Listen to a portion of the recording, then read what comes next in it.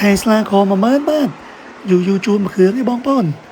ចឹងអ្នកដែលមានតម្រូវការឡានខ10000ឥឡូវនេះសូមរស់រានឡើងមិនធំតែព្រួយខ10000 Camry ខ10000 Model 3របស់ Tesla ក៏ខ10000ដែរចឹងយើងមិនចាំបាច់ហៅឡានអីដដែលទេជិះ Tesla ទៅលើទៅម្ដងមើលចង់ប្រាប់រឿងមួយបងប្អូន Tesla Model 3ឥឡូវវាយអាព្រុសចង់ដួលហើយពីព្រោះពុនស្រុកខ្មែរគាត់ចុះដល់ពេលគាត់ចុះអញ្ចឹងពុនអា Tesla Electric សុទ្ធជាមួយនឹងអាព្រុស Plug-in Hybrid ផាយគ្នាចឹងឡាននៅអាមេរិកថ្លៃជាងតិចឡានទៅដល់ស្រុកខ្មែរក៏ថ្លៃជាងតិចដូចគ្នាអស់ទោះហ្មង